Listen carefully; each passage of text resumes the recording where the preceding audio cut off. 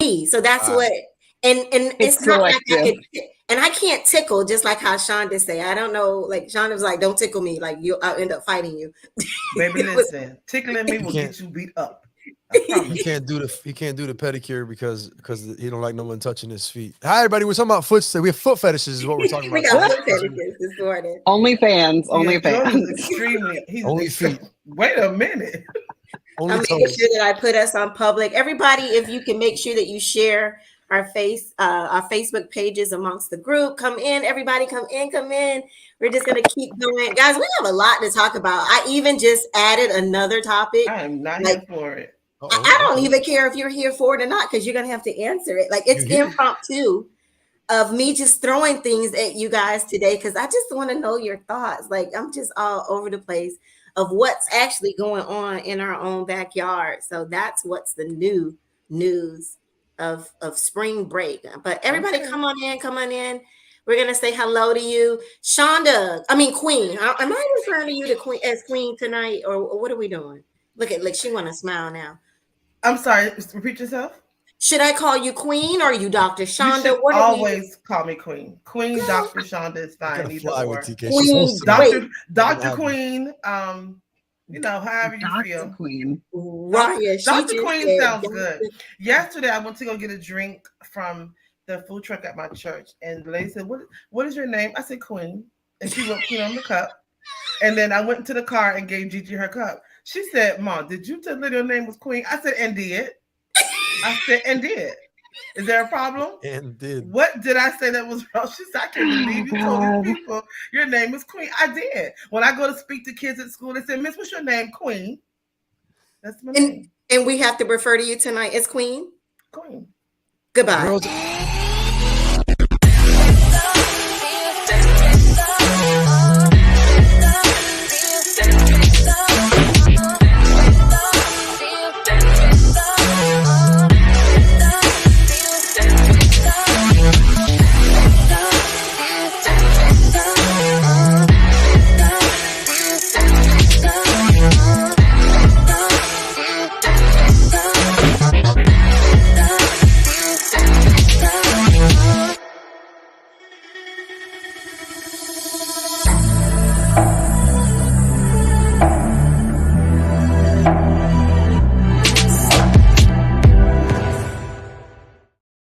And I'm not called.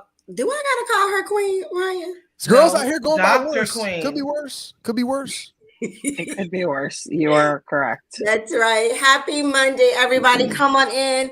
Ryan, can you be on Ryan comments respects tonight? me. Y'all don't respect me. That's the problem. Oh, God, please. Because we know you. Exactly. We know the real. We knew before the Queen and the Doctor. I'm offended. I knew her before the doctor, the honorary doctor degree. I knew her. You see, Ryan, it's true that people don't want to see you change. They don't want to see your growth. You know what I mean? I saw a post today that said you may have people in your circle, but not in your corner. And I think I just discovered two of them. Queen Roberts, thank you, Ryan. That's an episode. That's an episode. And right let this stay there. Wait, it's a whole episode right there. Thank you, Ryan. I think we need to talk about that. We're going to talk about it. I'm going to let you have your moment. Hi, everybody. It is Monday. It's time for another great episode of Talk Miami. I am your girl, TK Owens, and I have the pleasure of being your host tonight. We have a special guest in the building. I don't know if you guys it was not you. It is me. No. We got another special guest, okay? Can she have the floor, please? Thank you.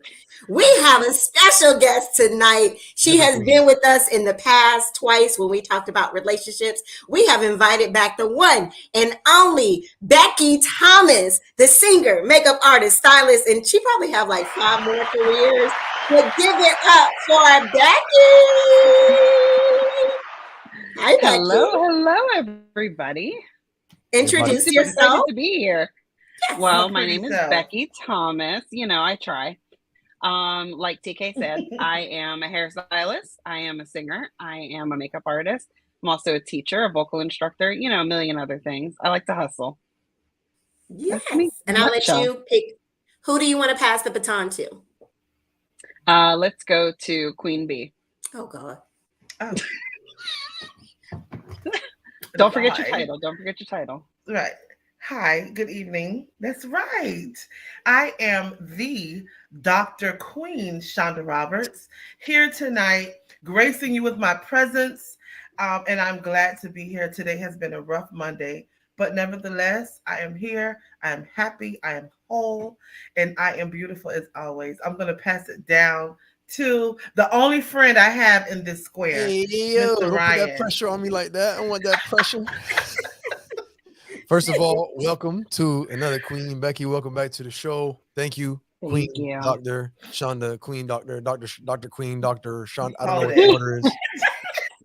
Hello, TK. Hello, everybody watching and listening. Welcome back to another episode. I am Ryan David, a personal leadership coach, holistic lifestyle coach, psychology professor, and glad to be here this evening. And we have quite a few topics for us, and TK has just recently added just another one. So stay tuned, share this, log in, sit down, settle down. We're coming at you here. That's right. Come on in, everybody. Like and share our post. I had a lot of people reaching out, giving me comments about some of the topics, and I'll share them with you tonight. But if you can log on as well, everybody take a moment to like and share our post tonight. But what our guest doesn't know, and even the co-host doesn't know, is that I added an extra topic. Look at Shonda. I bet you she's like, she always doing something.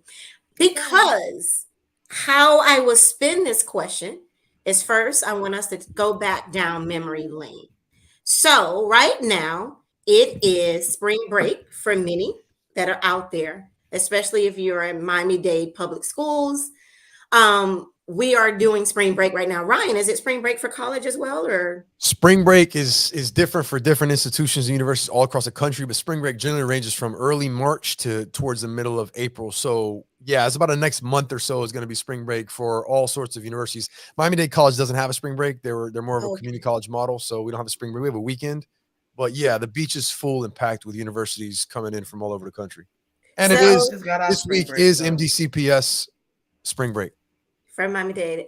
And so I know a lot of little ones are home with you guys for the rest of the week. So you guys should be right in front of your computer because you have nowhere else to go. But to join us, come on in, have the kids to listen to and give us feedback. But the reason why I wanted to bring up spring break is, what is your favorite childhood memory of spring break? Do you guys have one? Oh, yeah. I got a picture of it. Okay, go ahead, Ryan. Share, please. I didn't mean to jump in. Yeah. I don't know. I mean, just to kick it off and get out of the way and you guys can talk. But like when you say that, it reminds me of a picture of my first spring break as a college freshman with my fraternity in Panama City Beach. So I went to school in the University of West Florida in Pensacola, Panama City, about 2 hours away, hour and a half away or so. A couple of my pledge brothers were from Panama City. Shout out to PC, Panama City Beach. And that was back in the Club La Vila days. I think it was La Vila, right? It was a club. Look at you. And there was another one like this is the 90s, and so we went over there, and that and Daytona Beach were just the prime hotspots. Ryan, we probably saw each other. I didn't do Daytona though. I did Daytona.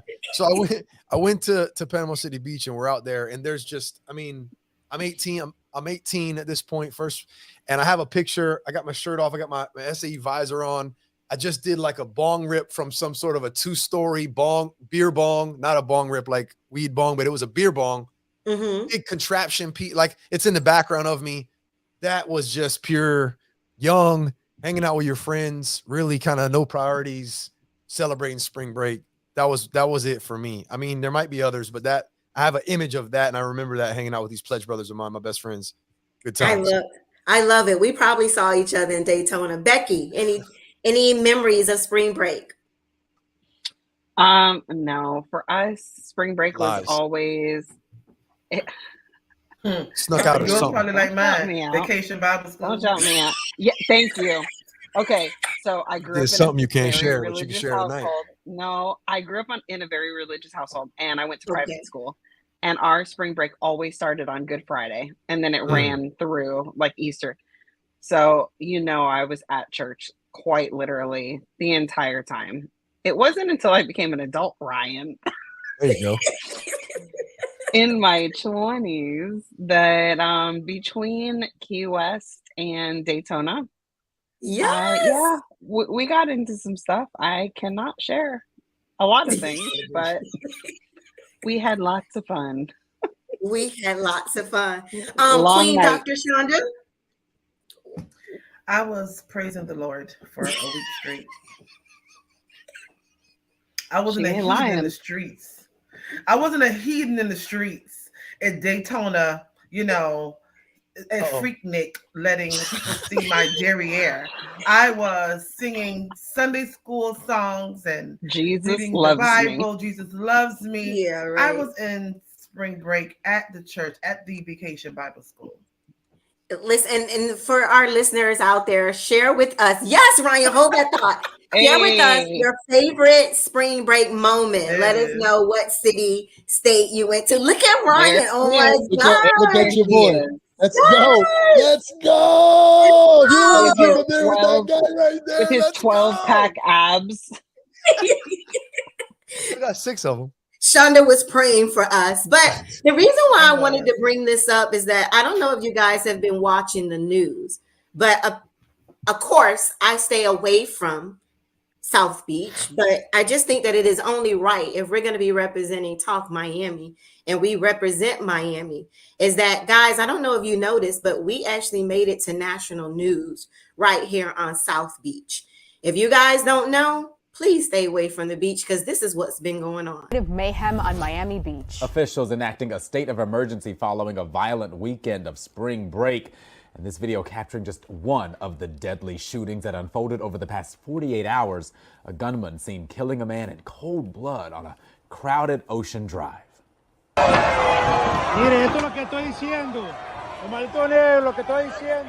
And the chaos continued just a few blocks away where a driver was swarmed by an unruly crowd. Local 10 crime specialist Bridget Matter witnessed this firsthand. She's live on South Beach where a curfew is going into effect in less than an hour. What a wild scene there, Bridget. And it's been pretty wild all afternoon and evening. We've been talking to business owners. Many of them are fed up. Spring breakers, some of them are scared. One woman even saying she wanted to push her flight back. In a less than 72-hour period, 2 people were shot and killed in Miami Beach. Now the city is taking drastic measures to try and keep crowds safe. Spring breakers from all over descend upon Miami Beach each year for the beaches and party scene. But this past weekend turned deadly. 2 murdered in less than 72 hours on the streets of South Beach. Every noise that's going on, we scared. It's very unsafe down here. Miami Beach police are investigating the shootings, calling them isolated incidents. Arrests have been made in both cases. Last night there were some gunshots and there were a lot of groups of people just running. This surveillance video shows the moments leading up to the shooting death of a man early Sunday morning.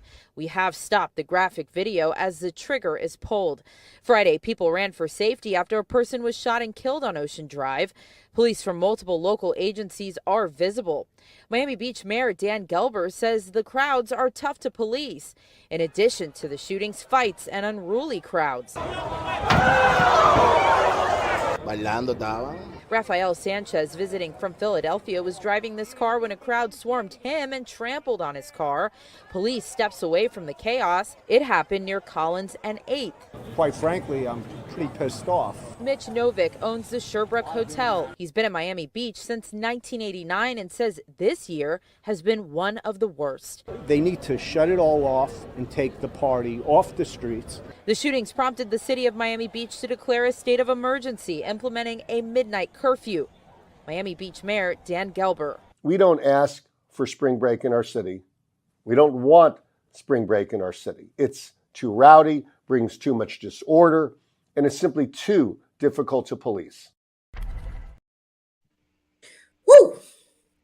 Did y'all know that was going on in our own backyard? Yeah, that's long overdue. Many years now it's been building up to that. Long overdue every year. Well, and look, 20-year-old me, 22-year-old me, 25-year-old me might be like, it's South Beach. And you have that argument, it's South Beach. But the grown-up in me is like, yo, people live there. People are spending money to just relax and to be peaceful there. And this is absolutely throws that upside down. Let me say one more thing, TK. I'll give it back to you because I didn't know you were going to talk about this. I had a student after class today, my 5 o'clock class, my 3 o'clock class ended at 5 o'clock. He was working security detail on the beach. One of those murders, it was a young boy, 21-year-old boy. He was working security detail at a store. He saw it. And he was Man. asking me, not as a psychologist or as a therapist, but as his professor and a mental health, I guess, in the field, yo, it happened this weekend and I witnessed it, Mr. AB, and I keep having these vivid images of seeing that guy fall to, like, and he was talking to me about it, and I tried to work with him on, look, you need to process this, gave him some advice, but this kid, one of my students, literally witnessed this in that moment, and it was crazy that you show the clip, because not only is it happening, like, I knew someone who saw that, and he was talking about how he felt bad and everything. It's wild. It is wild. It's not even just a little bit wild. It's very wild. And what I had us to first think about our memories, and trust me, we've all been there. Daytona, Cocoa Beach, we've all done it. But I don't remember shootings and killings. So I'm like, is this generation different? And do you think, I guess, like the mayor is putting in this midnight curfew, do you think it's going to help, or is it out of control now? Yeah, it'll help because they'll shut things down. And I do think the answer to your question, yeah, it's a different generation. There's different things going on socially when you have these large crowds and these groups, as opposed to when we were younger in a different era, what we were looking to do. We weren't looking for violence or aggression. It's always there. Right. It's always there. There were gang fights back in the 90s. And I'm sure people died as well. It's always there. But by and large, I don't see it as, it's a different approach nowadays. People are looking for this social interaction as much more than they are to relax or enjoy the beach like we would back in the day. Yeah. I think it's different. What do you think, Becky? I agree. I kind of feel like, back in the day, a lot more things were more gang fueled, because I had a lot of friends who ran with lots of different crews, Latin crews, Spanish, Black crews, everything like that, even white crews. And when things went down like that, it's because the wrong group of people got together. This guy was just walking down the street. This is just insanity. There's no way to wrap my brain around why it's happening, what the causes could be, who to blame. It's just something, I don't know. There's a lot of mental. It takes senseless violence and random acts of violence to another level. Because, like you said, with gangs, it's still senseless and random, but it's not as random completely as this. Right. At least there was some type of, like, say, thought process behind this. Looks like it was just, let me go do this today. And I don't know if we can chalk it up only to mental illness being on the rise and being on the decrease and getting help. I just think that I don't know, our country is just, it's kind of cracked. It's right. I don't know. It's like Grand Theft Auto in the streets. It's like Grand Theft Auto GTA in the streets. Yep. Yeah. Did you see him? Shonda, how do you feel about this? And do you think it's our own citizens, or I guess own natives, or is it people from out of town coming to Miami? Well, we see that all the time here, so I know it's our own natives as well. And the shooter was apparently from Fort Lauderdale. They captured him, and he had a gunshot wound from a previous shooting he was apparently, it was fresh, so I'm not sure if it would happen the day before, whatever, but he was apparently shot. So and when he shot the young man, when he killed the young man, he ran, and then he dropped the gun. The police saw him and captured him, and they took him to the hospital because he had gotten shot. So we don't know, did this young man who he shot him the night before? I don't know, because that shooting was really personal. He went straight to him. I saw the actual video that was not blurred out, that was not cut off, and it was horrible. I saw it too. The fact that they're showing it online is crazy to me. Because when I first clicked on it, I thought it would stop as the news stopped it. It showed everything. I saw the black and white and in color. And this is all I could think about. This is somebody's child laying on the ground. And I'm not sure this is true also, but I did hear that he was went to Valdosta University, or I may be saying it wrong. Some college was mourning his death, but I'm not sure if it was him or the other shooting. But there was one of those who got shot was an actual college student. So what could possibly be going on? But as we even go further into this, if we could go further into this, there's shootings at colleges too. So those guns, you know what I mean, are everywhere, and the people who carry those guns are everywhere. So it doesn't matter what city, state that it's in, it's going to happen. And I don't know if there's going to be ever any control over guns or people who are shooting, or I don't think there's going to be any control over it. I guess what TK is getting at, though, and tell me, TK and Sean, to your point, what you're saying, I think the question is, do large scale social events like spring break in the streets of South Beach facilitate and almost, I don't know, condone that in a sense? It's hard to police. It's a lot of people in one place. It's open, Wild West. Absolutely, what you're saying is true, Shonda, about terms of guns and so on and so forth. But do we put ourselves in a worse situation when you open up the gates and you have a free for all situation or scenario like that? That you can't check like you can at an arena or a stadium to see who's bringing what in. You're on the streets, so I think that's what the question about. Does that facilitate that? Well, she was asking me, well, do we think it's more local or native or people out of town? I think it's all over. I think it's whoever feels like carrying whoever feels like carrying Okay. No, keep it real. I just got mad real quick. I'm sorry. No, but you're right. Whoever feels like carrying the gun, and it's so stupid to me. Like, what happened to fighting? We fought back in the day. It was what up? You know what I'm saying? God, your grill, knuckle up. You know what I mean? Like, somebody did something, you fought them back. You fought him back. Why are we shooting and just ending your life and that person's life? Because he's I think he was 20 something years old. He's in prison for the rest of his life. Or most of it, a big majority of it.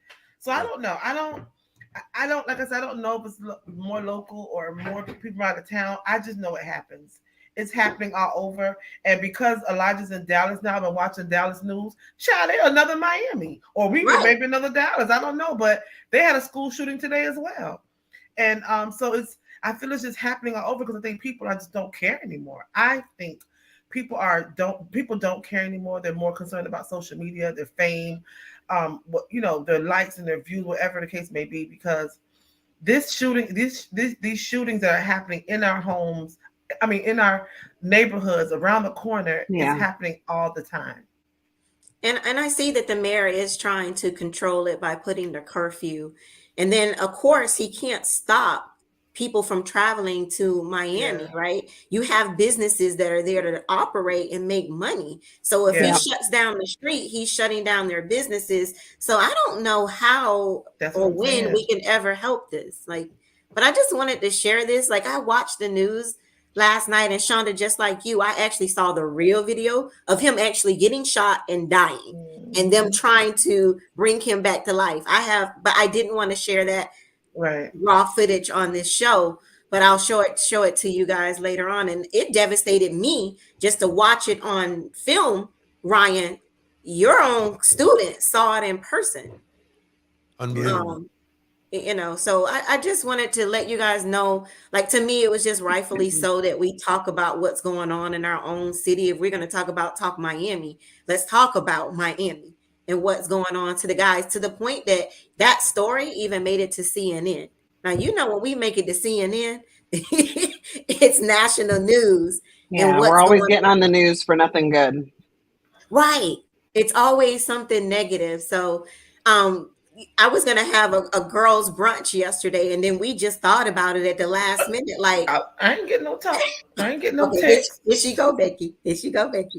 So the girls was having a brunch yesterday, and we decided,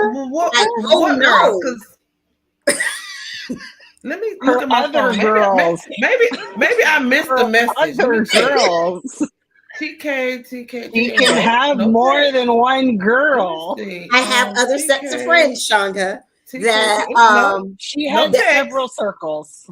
Yeah, no text. And TK, speaking of girls, I'm gonna put out the obvious. We got listeners. Some might be wondering we're missing somebody. Becky took some. Becky took some. We're gonna speak on who's not here tonight a little bit later on in the show. Oh yeah, that's right. I didn't even talk about. I was gonna save her for the end because it's a very special day for her. But everyone, if you know that if someone is missing, Cindy is missing, because I was saving her special day for later. But now that we brought it up, it is the one and only Cindy Winter's birthday. And so tonight she actually has a live concert for Butterfly Black in New York City for her birthday concert. And so Cindy, even though she's not here, one thing, listeners, that Cindy always will do, she goes back and listens to the show. And so let's all show her some love and wish her a happy birthday. Happy birthday, Cindy. Happy birthday. Happy birthday, Cindy. Happy birthday to you. Really, Ryan? What is Thank you. But guys, I just had to bring that up. Please be aware when you go out. Please stay away from South Beach. I guess spring break is different weekends for different people. So I think for the whole month of March, kind of stay away from the beach, just for your safety. If not for nothing else, everything's gonna close early too, so you ain't gonna have too much fun regardless, because everything's gonna be shut down. So yeah, can't get at home. Go home. Exactly, stay home. But speaking of that, let's go into topic number 2, since that was a topic number 1 impromptu. But here is topic number 2: is what are your thoughts about Ciara's dress at the Vanity Fair after party? Do you think it was a case of selective outrage? So before I give my thoughts, I do want to hear from you. I also want the panel to know that I put this question out there on social media. The results are in. We took a poll, and I'll share the results. I'm also going to read some of the results in the comments. But if you are listening to us right now, Sarah, I know you text me. Feel free. Guys, share with me, what were your thoughts about Ciara's dress? Do you think it was inappropriate? And then the second question is, do you think it was a case of selective?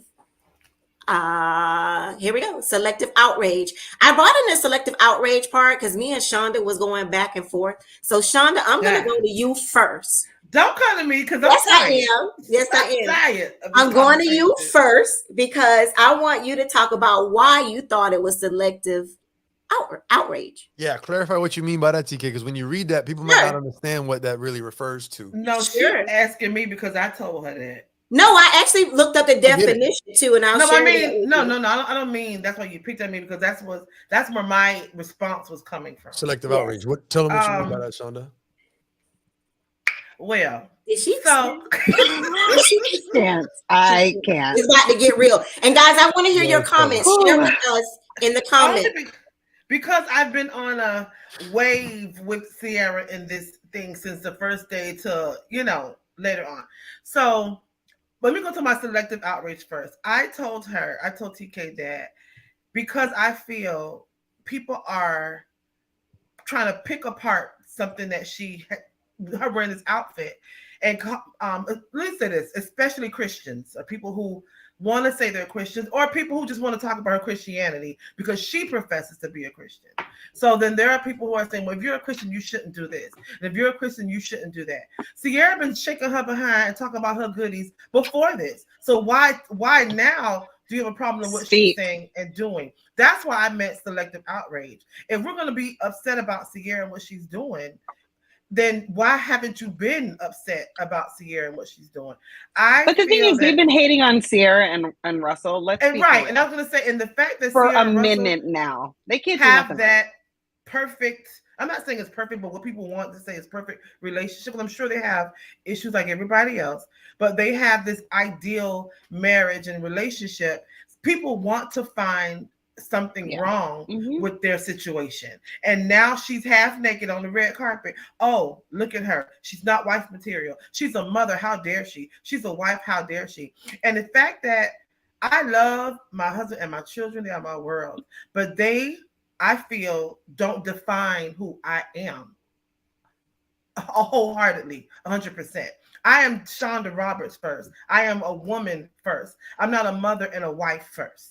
And I don't want to feel that everything I do is going to be, well, you shouldn't do that because you're a mother. You shouldn't do that because you're a wife. I shouldn't do it because I'm a woman first. My children and my husband are a big part of me, and I love them to pieces. But I'm not going to live my life hoping things that I do make them happy or not happy. I'm going to do what makes Shonda happy, and then hopefully and preferably for their safety and my sanity, that they will follow along with it, like it, or keep it moving. But at the end of the day, I'm going to do what Shonda wants to do and what makes her happy. I will never intentionally embarrass my husband. I will never intentionally embarrass my children. But I'm also going to make sure that the things that I do for me don't put them in situations where they feel they have to defend me. either. And if I do something that I feel may cause concern, I'm gonna let them know first. Look here, now your mama done walked out the door half naked. Telling people mind their business when they come to you. Don't ask me no questions. I'm gonna tell you no lies. That's my mama. That's her business. Don't ask me nothing about her. So we're gonna have that conversation before it's even put up there, which is why I feel when people said Russell was embarrassed, he wasn't embarrassed. If y'all know, y'all get dressed in front of y'all men all the time. And the first approval we're gonna get is from my man. Every time I step out, baby, how I look. And he like it or he don't. And guess what? If George ever says, well, baby, I don't like this. It ain't cute on you. Well, I like it. I'm gonna wear it. You know what I mean? Or if he says, I think it's showing too much. Okay, well, let me fix it. Because I did buy a dress that the slits came up almost to the waist, honey. Y'all know I lost a couple of pounds, so I think I'm fine. I was ready to show all the thighs, honey. But he said, and I quote, them splits kind of hot, baby. I said, you know what, you're right. And I took some hem and tape and I brought it down some. Not just because he thought so, because I thought so. For me, it was showing too much. But of course, but him confirming that, yeah, let me go ahead and bring it down already because I knew it was too high. But that's the thing. I just don't feel like people should be tearing her. Let me take it back. Her Christian part of her, because people have said that she went to the prison, I think, and what was she doing? I said the prison. I don't want to. Yeah, the week before the Oscars, both her and Russell went to the prison, and they preached, and they had some people turn their lives over to Christ. So some people saying that it's contradicting in the image that they are portraying that they're Christians, and then a week later she's half naked on the red carpet. Okay, so and I said that I asked you that because I want to make sure I said that correctly. So when it comes to that, right? I'm a Christian. Y'all know I love the Lord. I love Jesus. But my relationship with the Lord between me and the Lord. And I don't feel that anyone, I don't want to say this wrong, I'm going to get kicked off the praise team. I don't feel that anyone should be judging anyone. Now, and I said that, and I don't want to, I'm not saying that people should be out willy-nilly. What you say, Ryan? No, God, please, no. Right? No. I don't think everyone should be all willy-nilly and just doing what they want to do and then be in front of people who you are calling to come to Christ or want to come to Christ. Because Adam and Eve was naked. We have to show Christians or new Christians, people who want to become Christians, what that looks like. And people are already confused by the world. They can't tell who's saved and who's not. So I do agree that if she is going to do those things, like preach the word and do all of that, then she shouldn't be dressed that way. That's how I feel about her Christianity. Okay, baby. Again, if I'm in prison, Ciara walking half naked, I might convert too. So you got to use what you got. So listen, she got to use what she got. You know what I'm saying? I don't know. Maybe that's her tool. I don't know. But I'm not going to sit here and say you're not a Christian because you have on a sheer outfit and thongs. I'm not going to measure her level of Christianity. I don't know what it is. I know she says she loves the Lord, and I'm sure she does. There are a lot of people in this world that don't do what they should do. We feel as Christians, but they love Jesus, and Jesus loves them. Mm-hmm. Does that, but there's so much going on in the world that people are not doing. And they're still Christians. So is Ciara not a Christian because she dressed in half naked? No, she just didn't I don't think she made the right decision when it comes to that. But again, I'm not going to go and tell her she dead wrong. I'm not going to go and bash her because that's not Christian like either, is it? Right. God operates in love, and that's not love. What we're doing if we're going on her page and telling her she's wrong and she's this and you a whore and you were this, that, and the other. I just feel people are just doing too much. Well, we're going to talk about love later. Ryan, I want to go to you next because we have women on this show. But from a man's point of view, from it being in a relationship, if your woman dressed like that, how do you feel about I guess your significant other? But wait, I think that's a fair question because it's not a fair question, but it's not a fair question. But I'll run with it. No, wait, but hear me. Not even if it's a celebrity. How do you feel if your female or your girlfriend dresses inappropriately that you think, or just revealing? How about that? I won't say inappropriate because it may not be inappropriate to you guys. If they dress very revealing out in public, would you have a problem with it? I think generally speaking, you know who you're with. generally speaking. And I think that in this case, if my girl did that, my girl probably already did that. My girl was probably doing that before I got with her. Look here, they say Russell was embarrassed. Well, Russell wasn't embarrassed. Russell done knew she was for the streets before he got with her. I just had to say that and put it out there for anybody who's thinking about it. Russell knew who he was marrying. He was marrying a model. That's who he's marrying, a model, a fashion model. He knew who he was getting into a relationship with. Now, the tact and the decisions and the place and the time, those decisions all can be maybe more appropriate than others and those sort of things, but just wearing that. And again, I think that Cindy gave us context in the chat. That dress was worn at an event where the theme was a sheer dress and there was like 12 other women on the same. So like, look, for me, there you go. So for me, this obviously was an isolated incident. And if you want to isolate somebody, to Shonda's point, selective outrage, why her? Because she's Christian, because she's a mom, because she's X, Y, and Z. Let's not do that. If we're going to do women exposing themselves and degrading themselves, let's just do that, generally speaking, and talk about what that means. Let's not do one of them because she's a mom or because she's Christian. That's just one thing, or not at all. And I think that when I talk about it, I'll answer your question if I haven't already, TK, about me personally. But I think when I talk about this is such a topic where we could gossip and talk forever, or just talk very briefly about really why are we talking about someone who has celebrity status and is a model or a role model potentially for society or cultures to look at as someone to emulate. That's what we start to look at. Daughters, do we want that person to be who we kind of follow decisions after? I was going to go into that, but good, Ryan, go ahead. Thinking, and that might be a fair conversation because celebrities and people of that status do somewhat shape and mold our culture. So that conversation might be worth having. As far as I'm concerned, like I said, I think that if I'm with someone and they decide to wear a particular outfit, it's probably going to be in line unless she came through with some out of the ordinary kind of like new day type of new me. I'm going to wear this and I never had before. If it was a surprise, I probably already knew what time it was and it would probably be okay. But I like what Shonda said. It also might be a moment where it's like, baby, you realize how that looks, right? Just making sure you know what you look like. You know what I'm saying? Before you walk out the house. She's like, I didn't realize it was that low. Or I didn't realize it. That's where you just kind of give feedback. You don't control or check or tell someone what to do, but out of respect for, and if you're going to be on my arm all night, that's a different story than going out. Now, if Ciara wore that somewhere she wasn't on her husband's arm and she was at some party where there were all sorts of people and Russell wasn't invited, then you have another conversation like, okay, how are you presenting yourself as a married woman in this situation that's like, hey, listen, I'm trying to show my best to strangers. So like those are other conversations, but she was with her husband. She's a model. Keep it in context. Not a lot of people consider context nowadays. That's my take on it. All right. Becky, I'm going to throw you the question that I put out there on social media. Okay. And before I show the results, the question was, do you think, let me go back, let me read it. Should a woman be mindful of what she wears once she becomes a wife and a mother? Although she met him this way, do you think we have a responsibility as a wife and as a mother to change the way that we dress over time? That's true. I think so my answer was no. I answered that on your poll. I don't. However, I do believe that when you're in a marriage relationship, when you're in a partnership, there's openness there, right? There should be complete transparency. You should be able to speak into your partner's whatever. I think that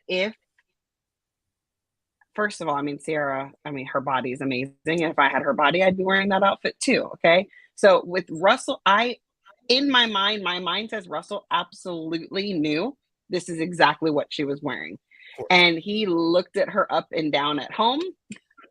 They did everything they needed to do before they got there, because when he was on that red carpet, every time they panned to him, he was, yes, absolutely. And possibly the next day too. Come on.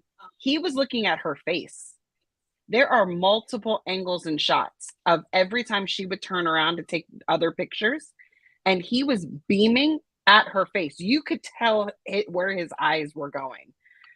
He co-signed on that.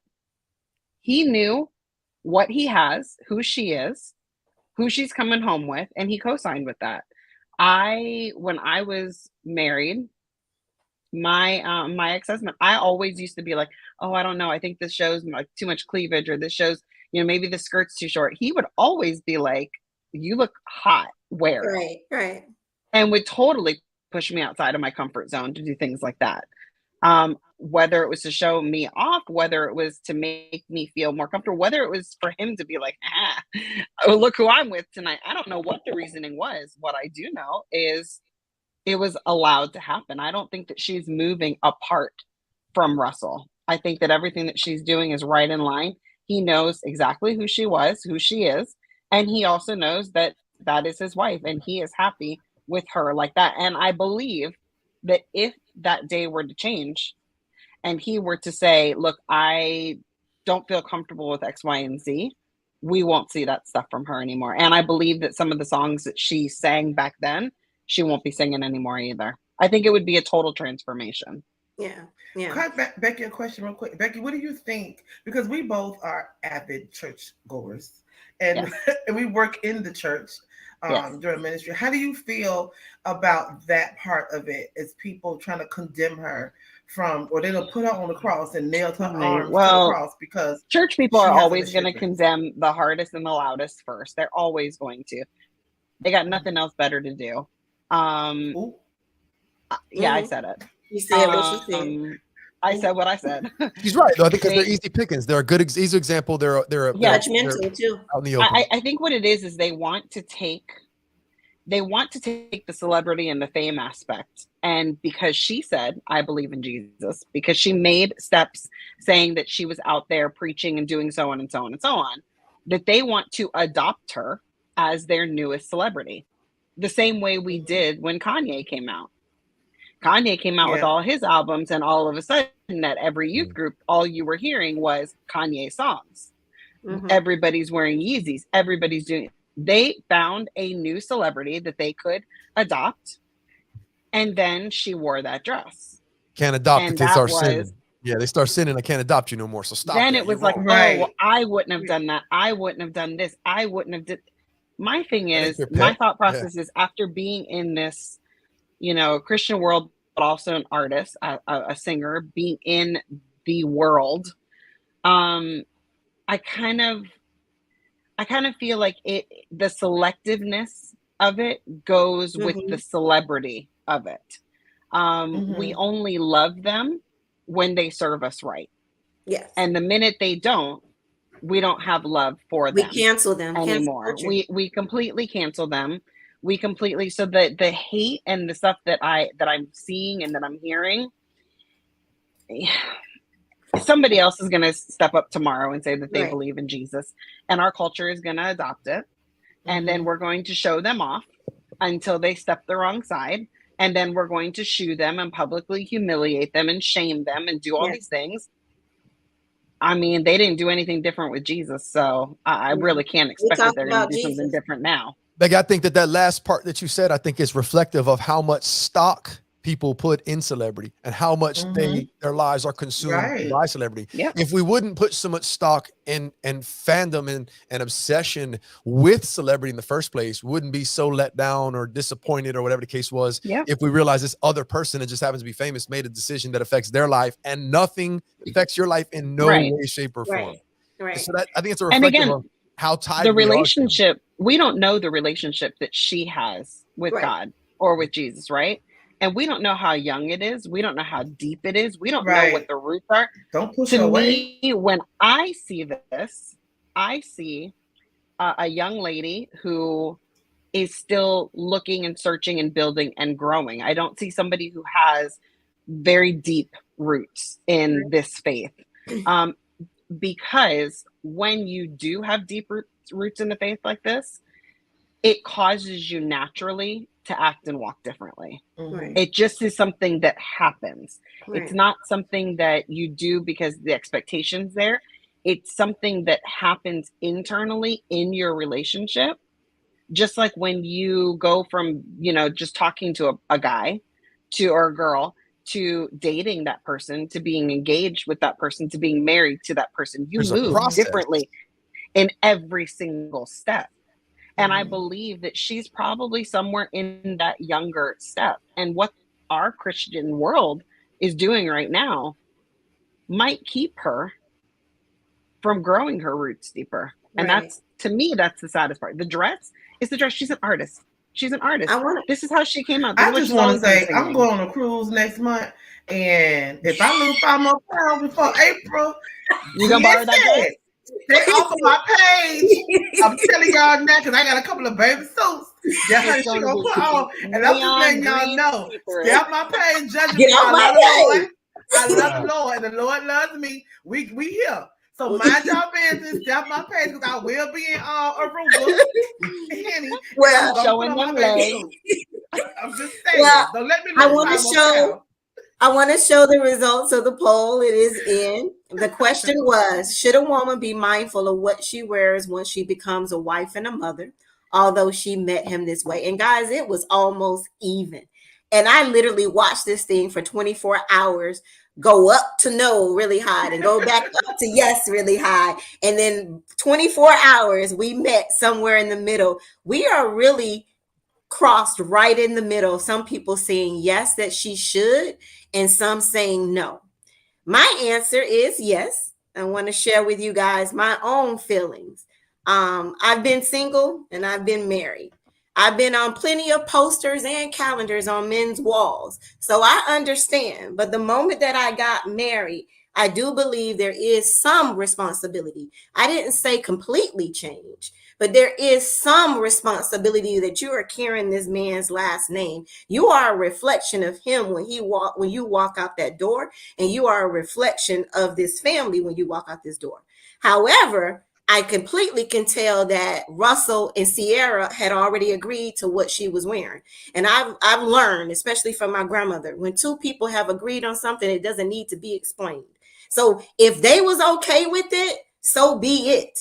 It is just my personal choice that I am mindful of what I wear before I walk out a door. Sometimes, just like you, Shonda, I will ask him, but at the end of the day, I make the decision that is best for me. But I even think about him before I even put it on, or even before I post it, because I do carry his last name.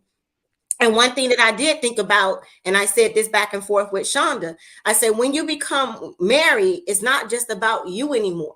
It's about your family, about your kids. What if her kids are being teased at school because she's all over social media?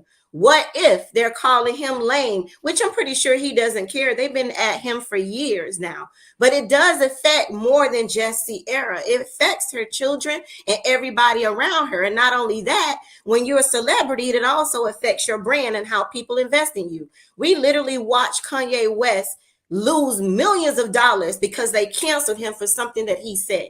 We live in a society where you will be canceled tomorrow from what you wear and what you say. And I'm not saying she was wrong, but I do think women should be mindful. But hey, what goes on in your house is different. What goes in my house could be different. Shonda, I did a dance for my husband at my wedding. Some people could have saw that as, provocative or something. But, so it's to each his own, as long as you're happy. And as long as two people understand each other, it doesn't need to be explained to anyone. And she actually posted the next day like she was unbothered. So obviously it did not bother Ciara one single bit. But I just wanted to share with you guys the results of her. I don't think, to me, I just wonder, would this affect their marriage over time? It does cause pressure. You don't know if her kids are being teased. It's all kind of things. I don't know. As for the poll, real quick. Sure. Yeah, I think those two in particular kind of know what they have, and if it does affect their relationship, that's between them. That we're not affected by that. But as for the poll, so I voted yes on the poll because of the way the question was phrased. I think that you put the word mindful. Should a woman be mindful? I think that everybody should be mindful of everything that they're doing if possible. So I don't even want to put this on women, because obviously that's what it might feel like. Everybody should be mindful when they're in a relationship that they want to be in, and they are a reflection of the other person. So I think that it just comes down to that. This is not a prison sentence. You don't have to be with this person. You're choosing to. So you actually by default would like to represent yourself in a positive light that has a reflection on the person in a positive way. So everybody should be mindful of what they're doing, not only of how it could affect themselves, their own reputation, but if you're in a relationship and you're committed to somebody, you're tied to somebody else's life, mother, potentially with children, or husband or wife, course you want to be mindful of what you're doing. Right. That's the nature of someone who's in a relationship. Everything you do, you should be mindful of not just you. Like you said, TK, once you're married, it's not about you anymore. Once you have kids, it's not about you anymore only. Like, of course, be mindful. Now, after that, and after you talk amongst that with your people, then it's on you. But of course, initially be mindful and think about the things that we're talking about. And I think you made a real good point, Becky. She might be at a point in her life where it's a journey for her. She's committed. She considers herself Christian. She's given herself to God. But these might be issues where she learns and later on hears from someone else and thinks about it and reflects and understands. And so that's her journey. Like you say, we sitting on the sidelines. If you're just talking about somebody's life you're not connected to, you might not understand where she is in her life. You're just seeing it through the lens you see it with the context you have. Right. But you did make a valid point, Ryan. Because of her decisions, she is actually out there. And she didn't ask for this, but that's just how life is when you're a celebrity. She is out there on social media where other little girls are looking up to her. I always look at that. I always look at that. And I look at that actually because my mom, a feminist who would have a lot to say about just how this looks and it puts women in light in terms of not only just how she might have come across, people would have perceived her, but also the decision to have to defer to her husband. My mom has this thing about that, even though, like I say, it's not a prison sentence. She was gladly to consider what Russell thought about it. And Russell was like, you can wear that all day on my side. So I think that I always have looked at it, even though my mom had that perspective, she left me with, look at it through the lens of what kind of impression you might be leaving on or what kind of example you might be setting. A lot of that's maturity. But also understand that you can have an impact and you can have a positive impact. You can also say, who cares what anybody else thinks or does? I'm going to do whatever I want. You can have that attitude. And little kids can follow that, and you cannot give a shit if they do. But you also can say, you know what? I could set a good example. Work ethic, how I present myself, respectability, manners. Those are all things you can do in a positive light. Or you can say, who cares? I'm not a role model. Don't follow what I do. It's your choice. Right. Well, I can look. And Shonda, to bring up your point, like, I wish I could find the video. I'll probably go back and find it. It's just I'm confused on her branding. Like, we all knew Ciara back in the 90s and who Ciara was. Do you have to change when you're married and then become a mom? I will hope over time, maturity, you put away some things. We still can't. If I'm still doing the same things I did in my 20s, I'm gonna question my own maturity and growth. But she is Ciara. She's beautiful. She has the body for it. So that part I can't judge. I'm not here to judge. But you know what? Just like Escape and S.2, you know they're older, of course. Now they're still touring. They still walk around leotards. They still walk around with they behind and out because they're still performing. Do we want to see them in a skirt and the top with a blouse and some block heels? No, they can't. They gotta perform in what it's the what you call it. The crowd calls for, or the event calls for. You know what I mean? Well, we all know sex sells. So at the end of the day, exactly. I mean, they're still performing. They're still touring. I don't think you got to change per se. I think and you're a supermodel and you've been a model and that's your brand. I think you might tweak it a little bit. I don't think you change. I think she's like, listen, we go on this event. I can play with the big dogs. I'm gonna show what I have. I'm gonna talk to my husband. I'm gonna go out and show him I still got it. Yeah. So maybe that's what she did.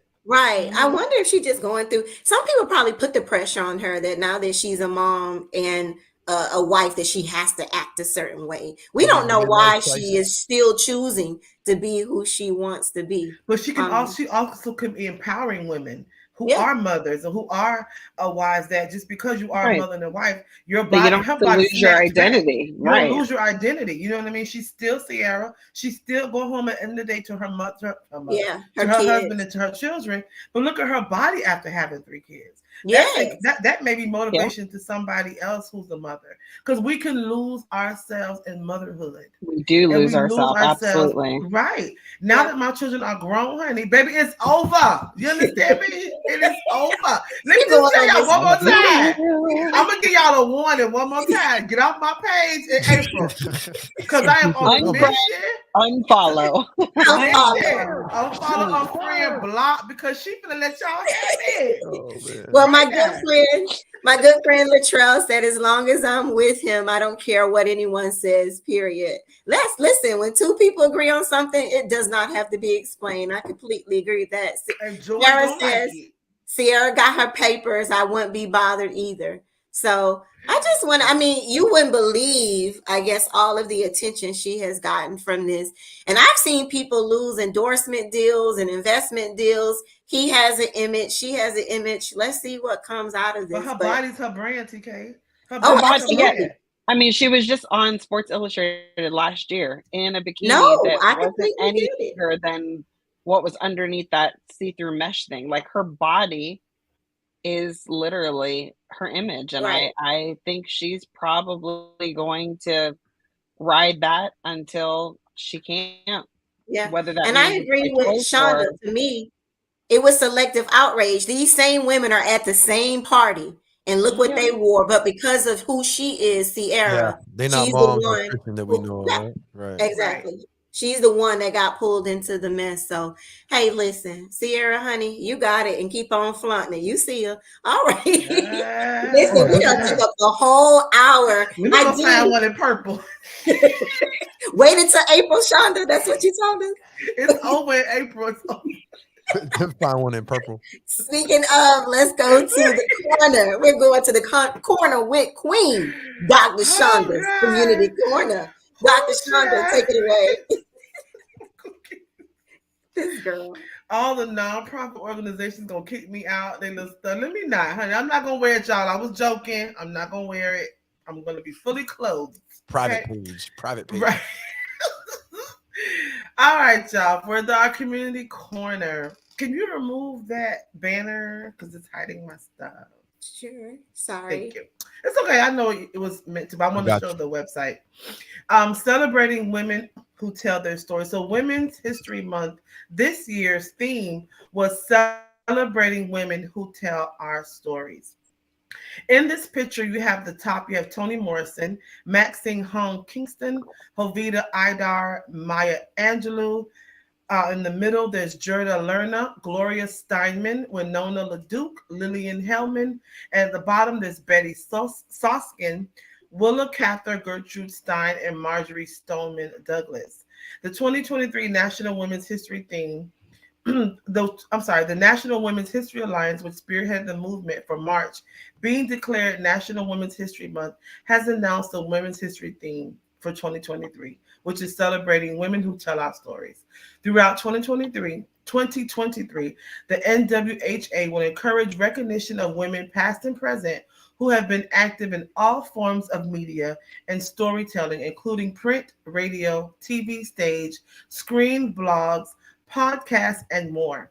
The timely theme honors women in every community who have devoted their lives and talents to producing art, pursuing truth, and reflecting the human condition decade after decade. From the earliest storytellers throughout pioneering journalists, our experiences have been captured by a wide variety of artists and teachers. These include authors, songwriters, scholars, playwrights, performers, and grandmothers throughout time.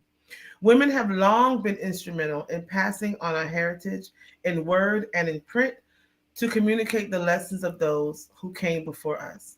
Women's stories and the larger human story expand our understanding and strengthen our connections with each other. As in previous years, the Alliance, which is centered in Santa Rosa, California, will encourage local communities throughout the country to use the year's theme to guide their own celebrations. The NWHA will popularize national efforts through online celebrations, a special magazine, and thematic products that recognize and honor these brave, accomplished, and influential women who told and continue to tell our stories. Today and over the years ahead, their dedication, shared desire to give voice to the voiceless are critical to keeping us informed, entertained, and aware. So I wanted to just read that about, because I know every year Women's History Month has a theme. So this year it was about women who tell our stories, which I believe is vital for our stories to get out there. So I want to congratulate all the women who are in podcasts, which is us, podcast and print and media and broadcasting. Women, we salute you. Thank you for telling our stories. I know a lot of my story has gotten out because people in the media have trusted me and believed me and supported me in my story. I've been on 99 Jams, Hot 105. I've been in Miami Herald. I've been in several publications and on several radio radio shows. I think 103.5 The Beat as well. Yes, I have 103.5 The Beat. I actually won an award from them for being the Beat Blazer of the month. So I thank them for, and all of that was because I shared my story and they helped me get that story out. So I just want to honor our women. Women, you rock. We should have a whole year, not just a month, but girl this power. world would not be nothing without what? A woman. Touch. And with that, I will end Shonda's Community Corner. Yay! Thank you, Dr. Queen Shonda Roberts. Yes, ma'am. Oh God, who gave you that title? But anyways, thank you so much.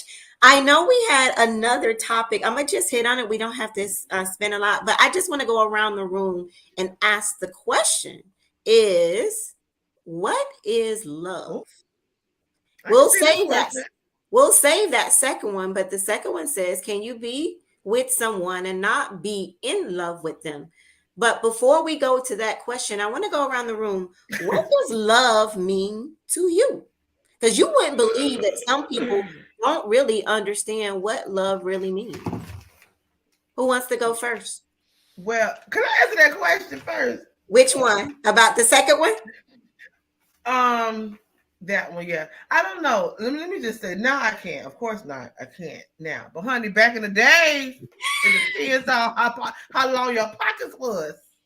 But not anymore now. When you get older, of course, I feel no. I think you should be dating for a purpose and with someone for a purpose. Now, what is love to me? I was listening to one of these shows I watch, and one of the counselors on there was saying that love is not just a feeling.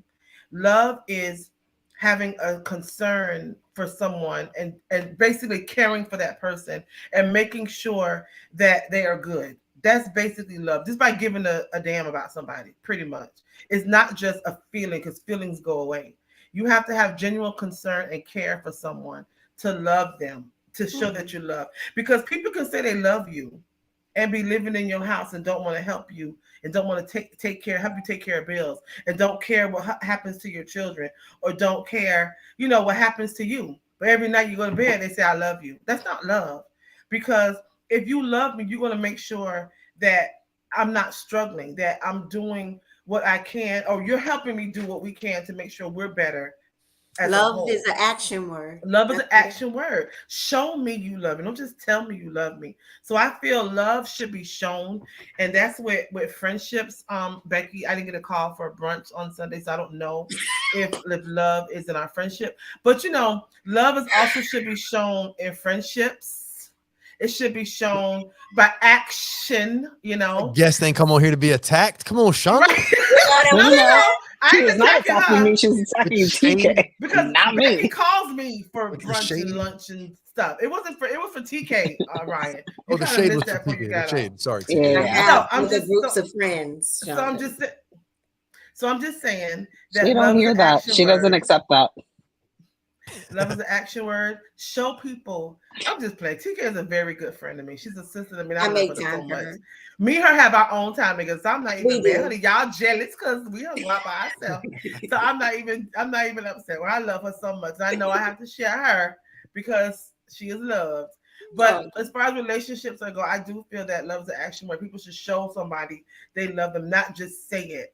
If you got $2 and I need $1.50, I should be able to get it without any problem. And it should be reciprocated. Love should not be one-way street. You're right, Mr. You do that. Love should not be a one-way street. That's right. I spoil George just like he spoils me. And we next year make 21 years in marriage. And I think it's lasted that long because we actually like each other. We're friends at the end of the day. Yeah. And even though he was mad at me before I got on the show tonight, we're gonna be all right when I click off in broadcast because we good. Like we just don't be mad for you're gonna stop snapping at him. She told me her and George divorce every week and get back together. Damn. He's gonna get divorced and sit on their couch, and then we're gonna be all right. We don't do that Make anymore. up the breakup. We got past the arguments. They won't argue anymore. Yeah. Like kids are grown now. Like we don't argue anymore. We just say a little stuff. We going on about our business in 5 minutes. You want something to eat? Yes, I'm hungry, and we just keep it moving. Before I pass it to Ryan in the comments, what does love mean to you? Share it with me. But Ryan, what does love mean to you? Yeah, this is a pretty easy one, believe it or not. The word love is somewhat simple to a lot of people, but love is a very complex word, as is sex. People try to simplify sex. Sex is very complicated. I won't get into the Chad, that's a whole other topic, doctor. It Professor. is, but as far as love, I teach a whole section in one of my chapters on love, and I think the number one thing that you have to do is the number one mistake that most people make is they don't separate or distinguish the feeling of being in love. That's a biochemical response in your body. It is a selfish personal feeling that you feel oftentimes in relation to another person versus an act of what you choose based on your decisions to do for someone else. So those are the big distinctions. I think those are the two primaries, because you use the word love all the time.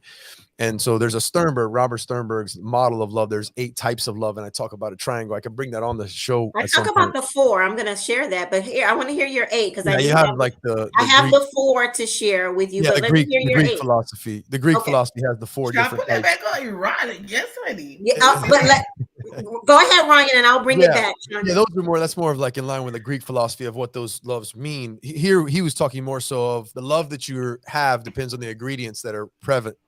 So I won't go through them all tonight. Maybe that's a different episode, but it does look at that. But primarily what we're looking at here is, it's funny to me that we're talking about this, and I'm talking to 3 devout Christians. I'll call you ladies. I'm not religious. I'm definitely not Christian per se. Not that there's a problem with that, but I wouldn't claim to be if I'm not. But I'll tell you what I've learned in studying Christianity and listening to the word and spending time with people who are Christian. What I've noticed is that the form of love that is most pure, or most, I guess you could say, genuine in that act sense that I was just meaning, is in line with what it seems to be that the love is portrayed by Christ in the Bible. And like, so that's a lot to ask of somebody. But what I've learned, you ain't a Christian, but you're preaching. Go ahead, minister. I got it in me. I got it in me. But what I've learned is, and not that I'm anywhere close to Jesus Christ, but what I've learned, and this is from being in relationships, one in particular, but in a situation and in relationships where I realized something, and what I realized answers your other question is, you can love somebody, one, whether you're with them or not, whether you're in love with them or not. You can love somebody. You can act in accordance with love for somebody, because what you're doing is you're making it be about them. Now, I wouldn't advise you to do that in a relationship at all expenses if there's not anything reciprocated, or if they don't love you or they're not caring for you. But the truth is, you can love somebody as close to unconditionally as you can, even if you're not in love with them, even if you're not in a relationship with them, because what you're doing is you're caring about their best interest and you're putting it first, oftentimes at your own expense. This is what Jesus did, but you're caring about them and their interest, and you're acting in accordance to their best interest, not for reciprocation, not so that you get something in return, not for self-satisfaction, none of that. It's because I care about you and I'm going to give to you. You don't even need to know about it. Actually, I'm going to do this for you. That giving, that selfless and that giving, that is the closest to the genuine love that I say is an action. People confuse being in love with love, and their whole concept of the relationships gets distorted on that. But I would say that's the biggest distinction people need to understand. And the difference is, one of them is passive. If you're in love, you're riding the wave of your biochemistry changing, and you feel in love and you just enjoy that till it wears off, which it will wear off naturally. You better invest in your partner like George and Shauna do, like I'm sure TK, you and your man do. You got to invest in a relationship so you can keep that spark there, or else nature will turn it off. But the other love, that can be there. That's a decision. And most people will ride that wave until that wave of being in love crashes. And because that's not there anymore, they'll question a relationship. They'll think that there's no love, and then they'll leave. But that's when decision time comes up. I'm going to decide whether I want to love you for the rest of my life or not, even though that faucet's been turned down as far as being in love. Are we going to spark that passion every once in a while? But I'm going to live with you. Yeah. And love you. So that's my short take. I hope we revisit this, because there's a lot more to be said. But I talk about those ingredients as well. Before I turn it over to Becky, Ryan, when I read so much about the meaning of love, and I'll share the 4 types of love that I actually grew up on. And so, speaking of that, do you think love is biological or learned behavior? Because some people just they think that the way I'm loving you is right. Or do they even know what love is? That part's environmental. The part that you learn on how to express it and how to treat someone, that part you've learned because you've modeled, because it's been modeled for you. That part is whether it's positive or negative. There's positive or negative. Absolutely. Thank you. Yeah. That's what you've learned. The other part, though, I think that we are biologically hardwired to care for others. I think that there's a biochemistry and a biological hardwiring to be able to be caring, sensitive, rescue, provide for comfort, all those things. I think there are biological components there. Now, those can get suppressed early on in life and seemingly have never been there for reasons. And then there's the question of psychopathology for individuals who seem like they just never had that there, and they're, Right. serial killers or whatnot. But generally speaking, we do have a biological component that is it's basically, it's the basis, the biological basis for our connection with others. So that's the attraction and the connection model or system. And then there's how that's done, positive or negative, what you model and what you decide to do or what you learn to do. Wow. Becky, what does love mean to you? Yeah, very loaded question, Ryan. I agree with you. Right, That there's exactly, so yeah. many things that you can say. Being in the church my entire life, my first thought is always love is sacrificial, right? Love is that thing that you show to somebody that you care about, how you care about them, that you put them first, so on and so on. I've studied also the Greek terms, how there's, a friendship type of love. There's all these other things. When it comes down to, for me, what is love? I think it honestly depends on who we're talking about. That's the only other way that I can explain it. With my kids, no matter how much they drive me insane, they are from my body. They get the type of love from me that is sacrificial, that is the crazy love, that is the love that will fight for them no matter what, that will sit through them all of their fighting and anger and whatever it is that they're going through. I'm gonna do that. When I was in a relationship, love for me was taking care of the other person, making sure that if he was going to provide for the family, that I was the one that was going to make sure that when he came home, he had a safe space, that he had peace, that he was able to put his head down at night and not have things crazy. When I have friends, I always go to like the love languages. I always like to ask. You do. And she mutes herself right after she says it. Yes. So I always go to the 5 love languages. I love when I'm getting to know people to learn how they want to receive love. I have been in situations where even just friendships.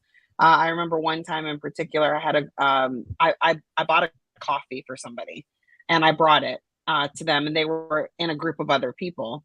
And I had no idea what their love language was, and I had no idea that what I was about to do was going to embarrass them and actually not make them feel like I was showing them love, like I was calling them out or putting them out. And so I came in and I was like, here's your coffee, blah, blah, blah. And afterwards, this person came up to me and said, please don't ever buy anything for me again. And if you're going to, don't ever give it to me in front of other people. See, I would have took that as inconsiderate. Oh God. Okay. Listen, I mean, me and this person are not friends to this day for many reasons, but I will say this. It immediately made me as a leader go, okay, the people that I'm around all the time, I have to find out how what type of love do they need to receive? Because if I keep showing them an acts of service, but they are a words of affirmation person, everything that I'm doing for them is worth nothing. It's completely in vain. If I'm never telling them, hey, I'm proud of you. Hey, you're doing really, really great. Hey, you're beautiful today. Hey, you're whatever. Or if I'm saying all those things, but this person is a person who needs quality time and I'm sending a text, but they haven't been in a room with me for longer than 5 minutes, those words are going to come across deaf. So I think there's so many ways that we can say this is the perfect picture of love and this is whatever. And it's always going to have, like Ryan was saying, it's always going to have what you were around, right? My parents never said, I loved you. That was something they never said. And when because I'm a words of affirmation person, when I started to get to know that about myself, I started saying, I don't understand. Don't you love me? And they would say, my dad specifically would say, but you're in private school, but you have everything that you need. Wow. And I was like, right, but you don't tell me you love me. And he was like, but I literally sacrifice everything for you to give you everything that you need. And it took me having my own kids and getting older to kind of go, whew, okay, me and my parents, we still don't say I love each other all the time, but in the actions and the things that we do, I know what stirs them. They know what stirs me. And there are times now where my dad will go out of his way to give me a little card that just says, your I love language, you. says I You're love doing you. a Right. great job. So on, which is totally not him. Right. But he does it because he knows that that's what I need. So Becky, I think can I give you? Yeah. I want to give you sorry to cut you off. I want to No, give you're you, good. if I can share a concept that summarizes everything you're saying right now. I taught the lesson today. It's wild how this happens sometimes. So for all of you listening and for you ladies here on the show, the concept you're talking about, I teach it. It's called emotional bank account. You have an emotional bank account with anyone you're in a relationship with. And what you're talking about is deposits. How can I make a deposit in their account so they trust that I love them? Well, I need a deposit right now. What you have to first decide and decipher is what you just said, Becky, is what do they consider a deposit? Because you might be trying to make a deposit, your love language, and the way you go about doing it contradicts theirs. Now it's a withdrawal. It's the same concept of like, is your love tank full or empty? You're not doing things to fill you're not doing things to build equity into. Yes, and they have to be things that are unique to me, though. They can't just be things. Not all girls like flowers. She might hate flowers. Don't go buying flowers thinking it's flowers. She may want you to walk in the door and say, babe, I only have an hour. I want to spend and then I got to get back to work. Right, yeah. But I'm turning my phone off. Right. I've already set an alarm so that I know where I need to be, but you have literally all of my attention. Yep. Yes. That's right there the deposit is going to speak louder to that person than any flower, any gift, anything you could buy. If that's their language. If that's their language. Right. Yeah. And if it's not, the first thing they're going to say is, well, you haven't bought me anything I want. Exactly. Or you haven't taken me to right. get my nails done. Or you learn the person you're in a relationship with and find out what they consider to be a deposit, because their deposits probably are not your deposits. Yes. Right. So true. I always say though, the more you pour into people, the easier it is. So as a leader, I always say, if I can genuinely pour care and love and concern and time into this person the way that they need to, me asking for anything, not that I'm saying that I do it to get this, but if I needed to ask for anything, of course, it would be the easiest thing in the world for them to be like, sure, baby, you got it. Done. You care about them. Because they know that you have deposited so much and you've been giving so much, it makes it easier. The people that you have not shown any of that to, that yes is gonna be, what are you gonna do? What's love done for you lately? Like, what is this gonna do for me? How is this gonna grease my wheel? I think it's a loaded question. It's a hard one to answer because it's different for everybody. It's different for everyone. And even Tina said, what does love have to do with it? Right. But so Ryan, what we have here, educate us. Which philosophy is this from? And this is what I've learned over time too. Yeah, this is what Becky was talking about. I think these 4 types of love. This is I think the Greek philosophy, or from the Greek approach there. We're talking about them. And this is your slide. So I think you have some clarification. Do you want to revisit this another time, or you want to We can. No, we'll revisit this, but I just wanted to go over I won't go into the definitions, but just letting you know the 4. Right. Agape means love of all mankind. That's loving everyone. Storge is like that love of parents for children. That's that love you have for your children. That's that unconditional love, that there is nothing they could do to break that unconditional love. How do you pronounce the next one? Is it philia? Philia, yep. Yeah. Love of friends and equals. I guess, Shonda, you'll fall into this category. Yes, I got love for you. I got love for you. And then coming. And then eros, which is that erotic, passionate love. That's what you have in those passionate. Yes, honey, it's the passion for me.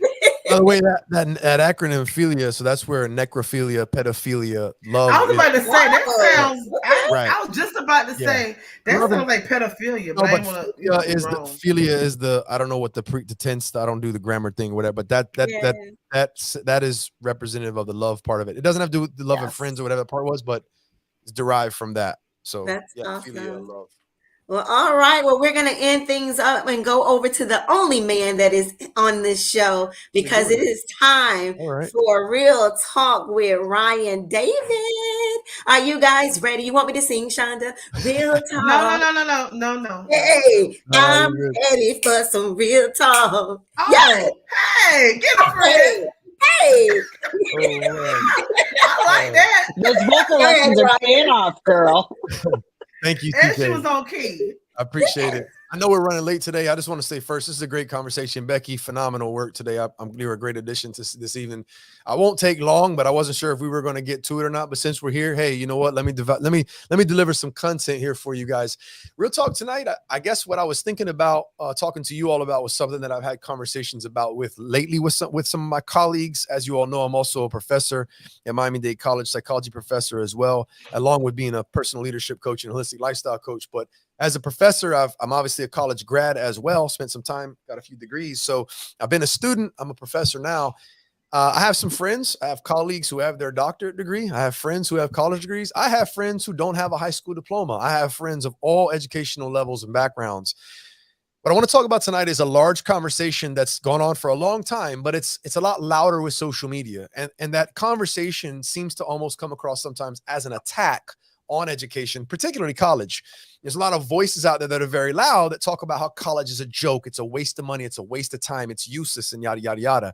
Now, there's a large argument for a lot of people to make when it comes to college and university in terms of how they're wasting time and wasting money. But I just want to talk about three things right now, three reasons why college is absolutely necessary if it's for you. And by the way, college is not for everybody. But why college may be for you and is for a lot of people, three reasons. Number one is college, if for no other reason you go to college or you leave high school and go into college or university, college is an opportunity for you as a young adult to establish some professional skills about yourself, be on time, adhere to deadlines, turn in assignments, work with others. There's no better opportunity, I think, as a young adult to work on those skills at the college level. So if nothing else, you're working on skills without you'll be fired for it beforehand, working on skills that will translate to jobs. Most jobs at the lower level just want to know if you'll be consistent, you'll show up on time, and you'll do what you're asked. Well, undergrads, a lot of the same thing. Are you going to show up? Are you going to turn in your assignments, do what's asked of you? And are you going to be consistent? So you can get those professional skill sets and you can practice those and get those about yourself. If you don't have those as a late teen, 17, 18, some of us are a little bit, high school, we walk through that. It's kind of been dumbed down in a lot of places for a lot of reasons. So if you're 18 and you're like, what do I do now? You're definitely not ready to go find a career per se.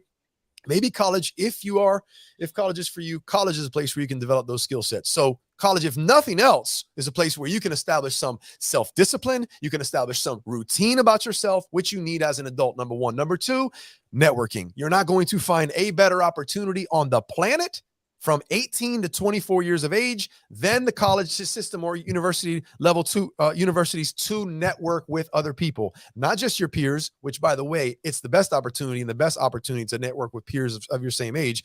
You can look at clubs and bars, and you can look at social events, and those are all social events, but people aren't necessarily there to network from a business standpoint or a personal growth standpoint. Universities, colleges provide a foundation that is really catering to 18 to 24, 25. It's all yours, networking with not just your peers, but your professors, your counselors, your deans, faculty administration. There's all sorts of opportunities, clubs, organizations on campus, all sorts of opportunities to network and build your networking. Your net worth is based on your network in large part. So to understand the connections, the resource that is the human resource, college and universities can provide you with that. Maybe you get your first job option or opportunity because your classmate that you became friends with, her dad or her mother owns the business and they're hiring an intern.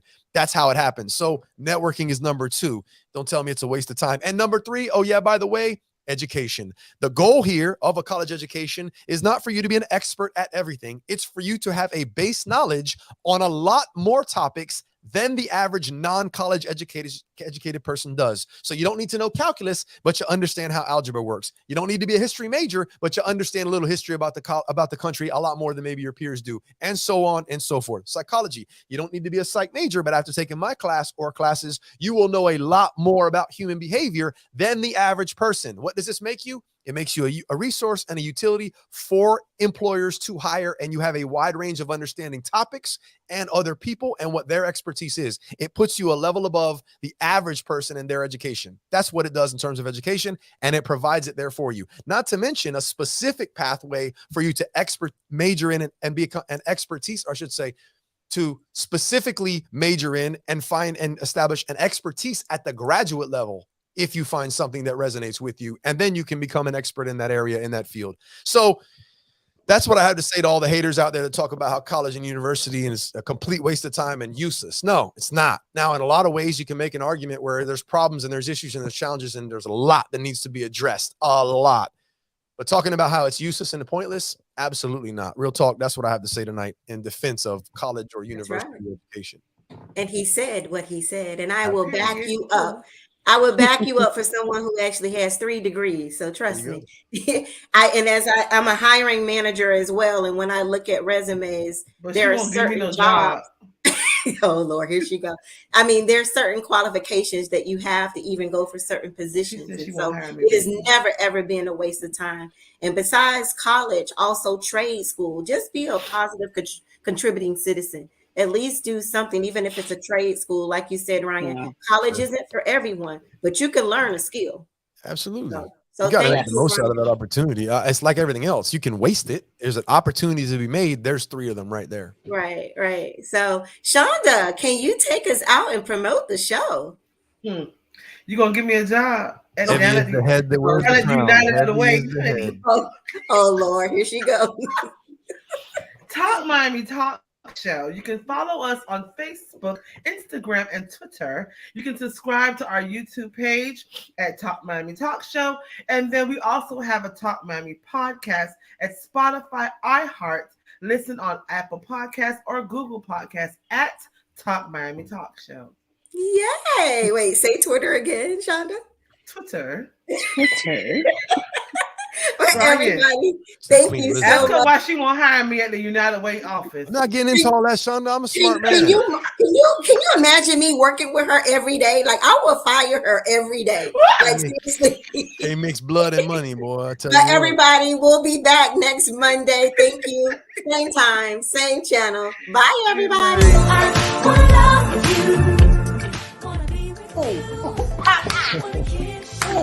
All right, ladies. Bye, everybody. Have a good night. Good night. Wanna live with you. I just wanna love you.